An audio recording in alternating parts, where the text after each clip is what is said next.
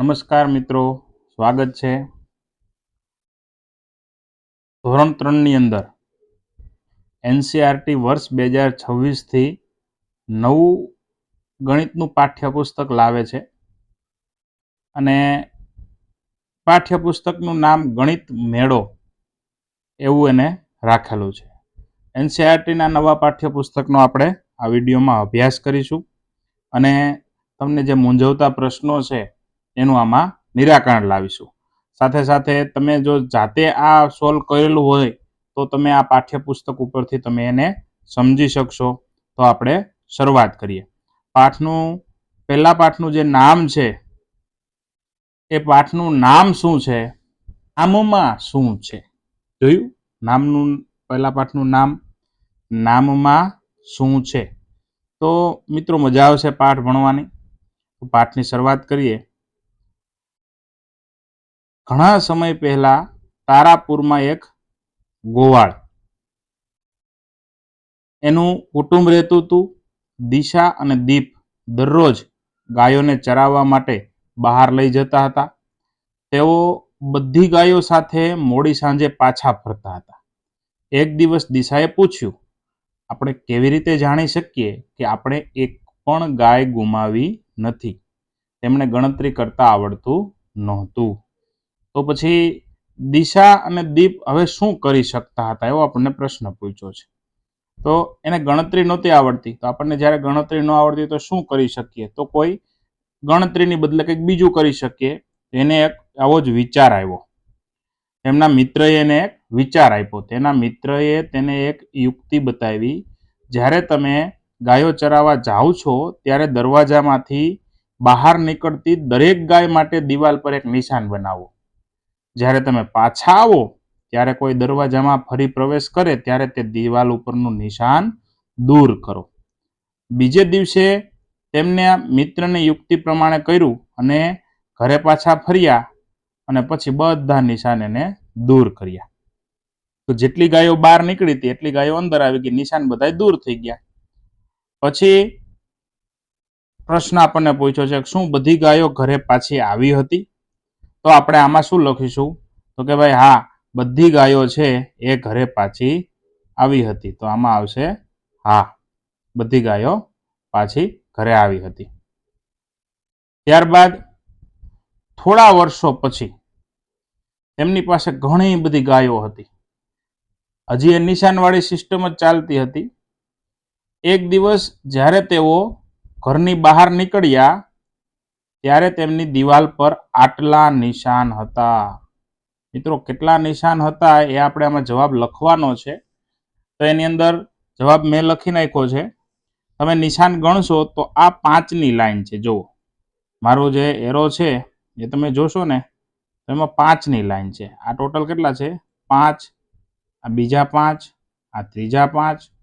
તો આપણે 5નો ઘડિયો બોલીએ તોય થતું જાય કે 5 એકા 5, 5 દુ 10, 5 તેરી 15, 5 ચોક 20, 55 25, 5 છક 30, 5 સત્તા 35, 5 અઠા 40, 5 નવા 45 અને બીજા 2. 45માં 2 નાખો તો 46 અને 47. તેથી તેમની પાસે કેટલી ગાયો હતી? કુલ 47 ગાયો હતી. પછી બીજા દિવસે છે એ કેટલી ગાયો પરત આવી એવો પ્રશ્ન પૂછ્યો કે ભાઈ 47 ગાયો હતી. પછી શું થયું? બીજા દિવસે તેઓ પાસે પાછા ફર્યા અને દરવાજામાં પ્રવેશ કર્યો તો દરેક માટે એને એક એક નિશાન દૂર કર્યા. નિશાન દૂર કર્યું પણ હજી 2 નિશાન બાકી હતા, પરંતુ બહાર કોઈ ગાય દેખાતી નથી. હવે 2 નિશાન બાકી હોય તો તમે વિચારી શકો કે કેટલી ગાય બહાર રહી ગઈ? 2 ગાય. તો દિશા અને દીપ શા માટે ચિંતિત હતા? તો 2 નિશાન બાકી હતા તો 2 ગાય બહાર રહી ગઈ. એટલે પ્રશ્ન પૂછ્યો કેટલી ગાયો ઘરે પહોંચી હતી? તો ટોટલ આમાં આપણે ઉપર જોયું કે ટોટલ કેટલી ગાયો હતી? તો કે ટોટલ 47 ગાય હતી. અહીંયા આપણું મારું નિશાન જ્યાં દેખાય છે ત્યાં જુઓ 47 આપણે લખ્યા હતા. તો હવે કેટલી ત્યાં રહી? તો હવે ત્યાં કેટલી ગાય રહી છે? 45 ગાય અંદર ગઈ છે.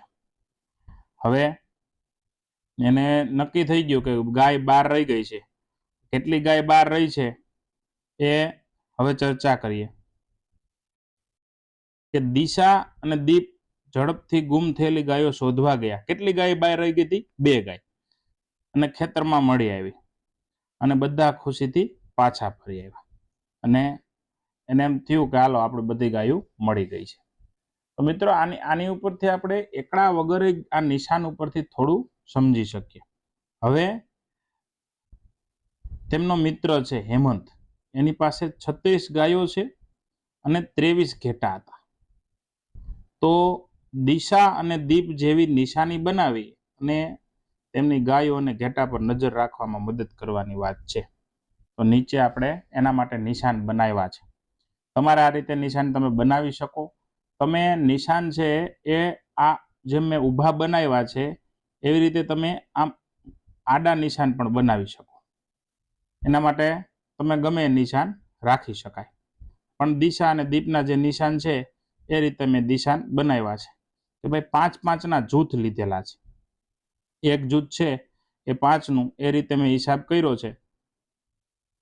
તો 5, 10, આ 15, આ 20, આ 25, 30, આ 35 અને 1 36 ગાયો માટે છે એ અલગ કલર રાખ્યો છે. અને પછી એના માટે ઘેટા બકરા માટે મેં બીજો કલર રાખ્યો છે. એમાં 5, 10, 15, 20 અને 3 બીજા એટલે 23 ઘેટા થાય. આવી રીતે આપણે છે એ ગાયો અને ઘેટાનું અલગ અલગ નિશાન કરી શકીએ. હવે આપણે એના પછીનો જે ટોપિક છે નામનો, એની વિશે અભ્યાસ કરીએ. અહીં મિત્રો તમને ચિત્ર આપ્યા છે. કેટલાક પ્રાણીઓ છે અને પક્ષીઓ, 2 વસ્તુ આપેલી છે આપણને. એની અંદર આપણને કીધું છે કે આ કાર્ડમાં નીચે નામ લખ્યા છે. કેટલાક પ્રાણીઓ અને પક્ષીઓ, કેટલાક પ્રાણીઓ અને પક્ષીઓ રમત રમવા માટે છે એને કાર્ડ ભેગા કર્યા હતા. પછી એને ટીમ બનાવી હતી કે ભાઈ આ કાર્ડની આપણે ટીમ બનાવશું. તો કઈ રીતે ટીમ બનાવશું એને નક્કી કર્યું કે પ્રથમ ટીમના કપ્તાનનું નામ સૌથી લાંબુ અને વધારે અક્ષરો વાળું હશે. બીજી ટીમના કપ્તાનનું નામ સૌથી ટૂંકું અને ઓછા અક્ષરો વાળું હશે. તો આમાં તમારે જોવાનું છે કે ચામાચીડિયું, ખિસકોલી, આ ચામાચીડિયું, ખિસકોલી, સાપ, બકરી, કબૂતર, ગરોળી, હરણ, બળદ, ઉંદર, વાંદરો. વધારે અક્ષરવાળું કયું નામ થાય છે? તો વધારે અક્ષરવાળું નામ છે ચામાચીડિયું. તો એ શું થશે? એ ટીમ માટે કેપ્ટન હશે. અને ઓછા અક્ષર સૌથી છે સાપ, એ બી ટીમ માટેનો કેપ્ટન હશે. તો નીચે આપણે એના પ્રશ્નોના જવાબ આપવાના છે કે બંને ટીમને કપ્તાનની ઓળખ કરો. તો પ્રથમ ટીમના કપ્તાન કોણ થશે? તો કે ચામાચીડિયું. બીજી ટીમમાં કોણ કપ્તાન થશે? તો ત્રીજો જવાબ છે સાપ. ચામાચીડિયાના અક્ષર કેટલા છે? તો અક્ષર તમે ગણશો તો કે 1, 2, 3, 4 અને 5. સાપના અક્ષર છે 2. હવે એની નીચે 2 વ્યક્તિઓ છે કે કોનું નામ વધારે લાંબુ છે તેની ચર્ચા કરવાની છે. એક છે મહેશ અને બીજું નામ છે કરણ. કોનું નામ વધારે લાંબુ છે? તો બંનેની અંદર અક્ષર કેટલા છે?